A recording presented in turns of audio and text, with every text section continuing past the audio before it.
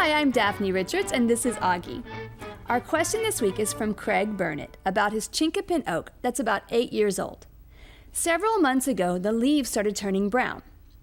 The issue started a few months ago, and even though he's had lots of rain, there's not standing water, and the area around the tree is flat, so the water runs off quickly. Well, Craig, the good news is that the damage does not appear to be due to any insect or disease issue, although that can't be completely ruled out.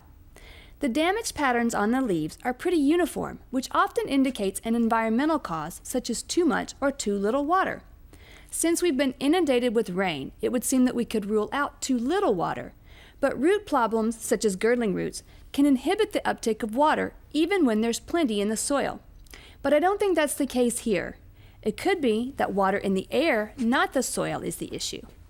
With spring arriving so early this year, bringing with it so much rain and high relative humidity when the new leaves were emerging, it's possible that there was a fungal infection of some sort earlier in the year.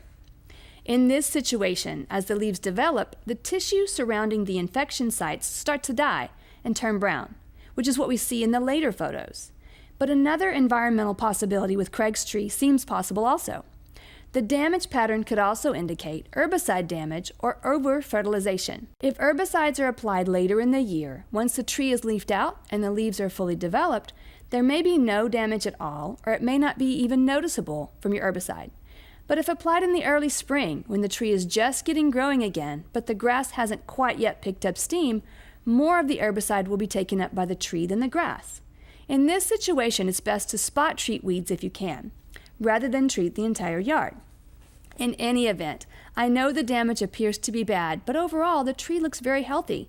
It will drop those damaged leaves this fall and most likely recover just fine. Our plant this week is Salvia coccinea, a southern native that does very well in Central Texas gardens, and the key to success will be your soil. If you have heavy clay, Salvia coccinea will struggle, so consider building berms or slightly raised areas to improve drainage. Loose or even rocky soil would be better, but be sure to water regularly, especially in the heat of summer. In the right spot, Salvia coccinea will thrive with very little care or attention.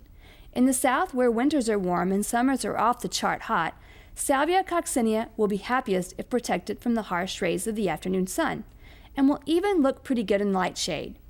The vibrant red, tubular flowers will attract hummingbirds from summer through fall. There are also cultivars that have white or salmon-colored flowers, and all are listed as hardy to Zone 8. Getting to about 2 feet tall, but only 6 to 12 inches wide, these perennials look best when planted in clumps of 3 or more. An easy reseeder. Be sure to deadhead spent blooms if you don't want this plant creeping into other areas of the garden. And shear back old growth in late winter to encourage new growth in the spring. We have several great viewer picks this week from Luciano Velez, these gorgeous white bluebonnets. Jean and Stan Betancourt sent in a picture of their cute dogs, Loki and his sister Layla, enjoying a glorious field of bluebonnets in Dripping Springs. Loki nuzzled into these blue jewels and almost buried himself in them. And in Kingsland, Chuck Johnson spotted lots of gorgeous wildflowers on his road trips this spring. Plus, he spotted this darling gaggle of Canadian goslings resting on his seawall. We'd love to hear from you, so please check out our website, klru.org/ctg, to send us your questions, pictures, and videos from your garden.